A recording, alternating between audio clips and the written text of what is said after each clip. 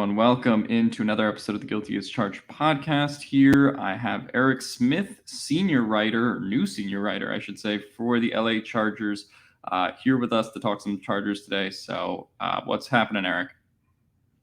Alex, I'm doing good, man. I appreciate you having me on. All right. Yeah. I'm going to ask this first question completely facetiously. What are the differences between Minneapolis, Minnesota, and Los Angeles, California to you so far? Oh, man, good question off the bat. More traffic is number one. My commute is probably about the same distance and takes about 3 or 4 times as much time to get here, which is okay. I'm a SoCal native. I know how it works. I can't say weather right now because it's the end of July, so the weather in Minneapolis is great. Ask me that question in 5 months, and the weather will be completely different. I am very excited not to have to deal with a Minnesota winter anymore.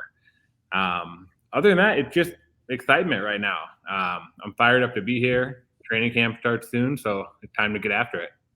Yeah, as an East Coast native who lives in Florida now myself, I do not miss any parts of the winter, whether it's Minnesota or Philadelphia or whatever it might be. So I can't say I miss that either. I did want to ask, you were a team reporter with the Minnesota Vikings. Now you're a senior writer with the Chargers. Any difference in those kind of roles? I know Haley Elwood is our team reporter. Do you think you'll, kind of be doing the same stuff with a different title, or is this kind of like a new challenge for you? I'd probably term it as a new challenge. I will be doing a decent amount of what I did in Minnesota, and that's obviously covering the team from mostly a written perspective. I am in more of I don't know if you want to call it like a manager role here with the Chargers. I had a great coworkers with the Vikings. We had a great internal media team over there, but here I'm sort of looked at as like the head per se of the written department. So that'll include me kind of building out my staff both for this season and in future seasons. Right now it's a lot because I'm the only one we have. Like Haley, as you mentioned, is a team reporter, does a fantastic job. She does some writing, but as of now, it's mostly me. And as we get going, I have to bring the people that are going to be with me. I have to kind of get them up to speed. So it's definitely going to be a challenge. But it's one I'm excited for. And the Chargers are a fun young team, so there's no place I'd rather be. Yeah, no, I mean the Chargers are definitely the exciting team right now with Justin Herbert and all those guys. So definitely happy to have you on board covering this team, and it's going to be fun. Hopefully, many couple of years here. Did want to ask, since training camp does start on Wednesday, what are some of the storylines that you're looking forward to writing about, or what you're looking to kind of analyze the most? Yeah, I think number one for me is just trying to get an idea of who's who on the team. Kind of coming in, my first week with the team was after mini camp, and I worked remote, so I haven't really been around the players yet. I need to learn names, faces, all that. In terms of storylines, I think, the right tackle spot is pretty obvious. Whether it's going to be Storm Norton or Trey Pipkins. RB2, kind of who fills in there behind Eckler. And personally, I want to get into like kind of Brandon Staley and like his approach in year two. He's kind of, we mentioned with the Chargers, right? Like maybe a hot young team. Like I think there's going to be a lot of eyeballs on Coach Staley this year. I think he did a fantastic job in year one, with his like bold, aggressive style. How he kind of carries that approach into year two. Does he change it at all? Does he not? And just like how he motivates this team that has a lot of potential, but I think a lot to prove as well. Yeah, you mentioned Brandon Staley. Certainly, a lot to prove, a lot of pressure on him for what many consider to be a playoff team or potential Super Bowl team. So definitely a lot to talk about in terms of from a contention standpoint. Going past training camp, you mentioned Brandon Staley as a storyline. What are some of the big macro Charger storylines as we head into week one this season that you think that fans will be talking about the most? Yeah, I mean, honestly, I'm dialed in on camp. I mean, week one feels like it's a year away. Yeah. I just think if the team can can get to the playoffs, right? I think that's a pretty obvious one. They were right there last year. We all know the overtime game against the Raiders. Yeah, it's just whether or not they can get in. That I think that's probably the goal. Obviously. With Justin Herbert, what does he have in store for year 3? It's been really fun to watch him from afar. I've kind of followed him, here and there, but to see him up close, I'm very fired up for that, to see just how good he is. Because people have talked a lot about him. I saw him in person last year when the Vikings came to SoFi, and he looked great in that game. But just seeing him in person on a daily basis, his work habits, how he affects the team, his teammates, those are probably at the top of my list. Yeah, you mentioned the Storm Norton Trey Pipkins battle that I think everyone is focusing on when it comes to the right tackle spot, considering you mentioned the Raiders game and how the season ended last year. Is there anyone that you think maybe has a leg up in that race, or how would you kind of break down this Norton versus Pipkins battle right now? Yeah, I don't know. I call it even, maybe. Like, I haven't seen them, in the spring, right? Like OTAs and minicamp. I wasn't here for that, so I don't. Training camp. I think when the pads come on, that's when one of those guys will probably separate themselves.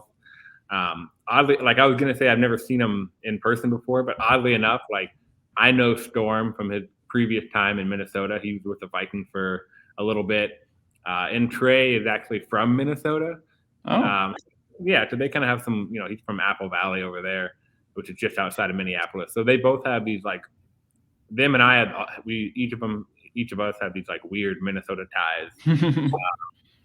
Kind of strange. So yeah, I can't tell you right now who's going to win that battle, but I can tell you it's probably going to be the most watched battle in camp.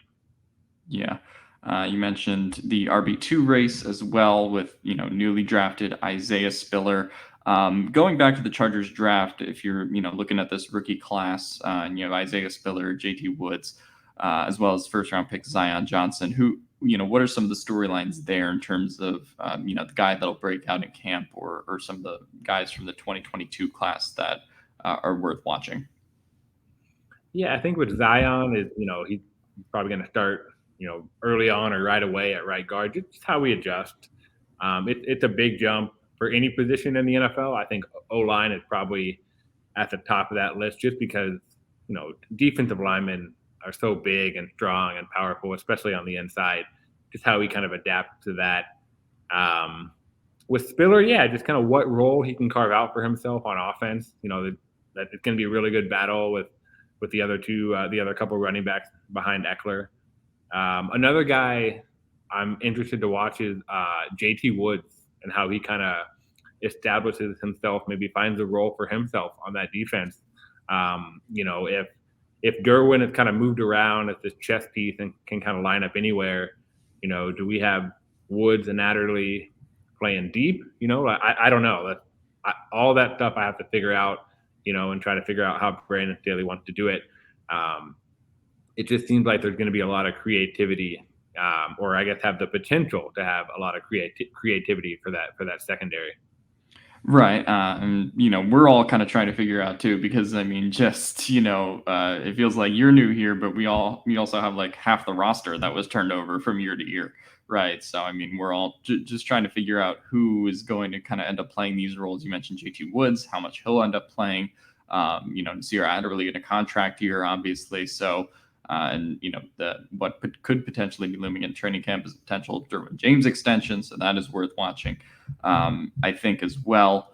I don't want to put you on spot in terms of a record prediction or anything like that, but if you're talking about this 2022 Chargers team from your standpoint, and what you see with the talent here, what do you think the expectation should be for this team from your many years of covering the Vikings to what you're seeing now? Yeah, like I said earlier, I think the goal is, probably get to the playoffs. But one thing I've sort of picked up on early on. This is my second week in the building. I've been with the team around about a month. I think the team is just hungry to work, and hungry to prove themselves. Like, it's fine, right, in mid-July when there's nothing going on. If Right. ESPN and all these people are pumping you up and all that, that's fine. But they can't care about that. They can't read that and watch that and get caught up in that. Because honestly, that's not going to win games, and the players know that, the coaches know that. So I think it's just putting in the work every day. The team has talent. I mean, no one's going to deny that, but you have to grind and work to get to where you want to go. And I guess that starts on Wednesday. Yeah, the training camp does start Wednesday. I know we're gonna have Tyler from the podcast there. We're gonna have a lot of people there, and I'm sure Eric will be will be watching and writing all throughout training camp and the preseason. Anything else in terms of like big Chargers or camp storylines that you think are worth picking up on? Man, I mean, I got to give a shout out. You talked about the roster getting turned over, right? Like over half the roster got brought in. There's only really one new coordinator, obviously in Ryan Ficken, and he came from Minnesota as well. So Oh yeah, Fick is my guy. I saw him in the office today. Had a good chat with him. It was good to catch up with him. Just I think the impact that he can make on special teams, I think is something I'll be watching. That maybe he doesn't get the glory as Herbert or the right tackle battle or anything like that, but special team can play a big role in whether or not a team wins or loses a game. I can tell you from experience that Fick really made an impact last year with the Vikings in his first year as a coordinator. So I'm excited to see what he can do again out here in SoCal. Yeah, I think Ryan Ficken is a huge hire for them. We've been kind of talking about the Chargers as a team that's been last in special teams for a while. So I mean, last year we were excited when they jumped up to like 28th some weeks, and we were we took that as like almost a small victory on the podcast each week when something positive would happen. So having someone who clearly developed the Minnesota special teams unit and brought in guys like Kene and Nwangwu, and really revitalize that unit, I think is great. Obviously, sort of handpicked DeAndre Carter to be this team's special teams returner as we head into camp.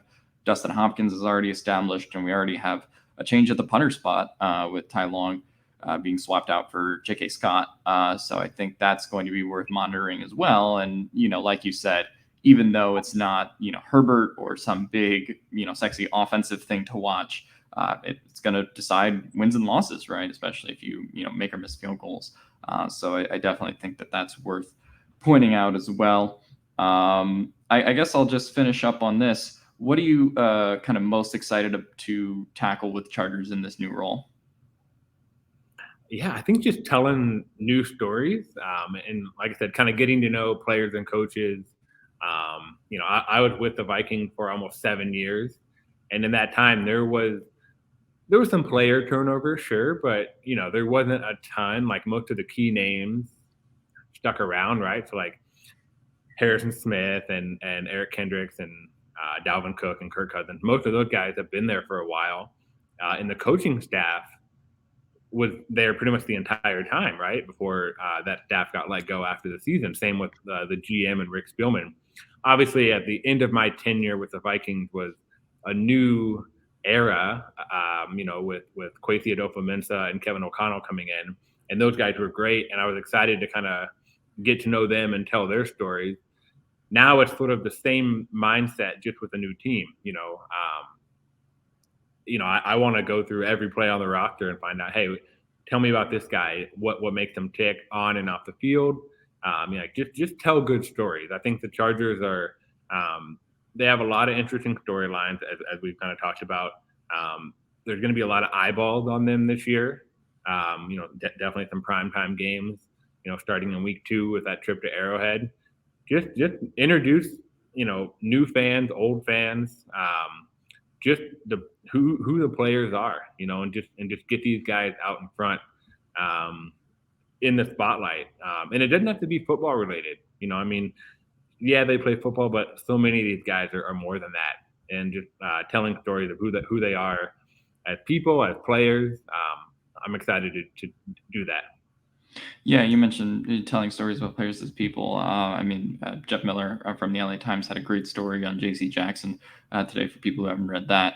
But yeah, no, you're sort of here, it feels like, at the beginning, and we're all sort of here at the beginning of what feels like a new Chargers era. Justin Herbert, we hope he's here for 10 plus years. We hope Brandon Staley also is here for the same amount of time, right? And you just have so many players like, Joey Bosa and Keenan Allen who are going to be here long term as well. So I think that, you sort of mentioned those guys with the Vikings who were there for a very long time, and it feels like it's kind of the same situation that's going to be happening for the Chargers as they look to contend here in the future. So, Eric, I'm very excited for the 2022 season. I know you are as well. Thanks for joining the show. Hey, man, anytime. I definitely appreciate you having me on, and hopefully we can talk soon. Yep. And you guys can always check out Eric's work over on Chargers.com as the new senior writer. And he'll have some great training camp content as well, some preseason content as well as we start to get into the new NFL season. So thank you guys, and see you next time.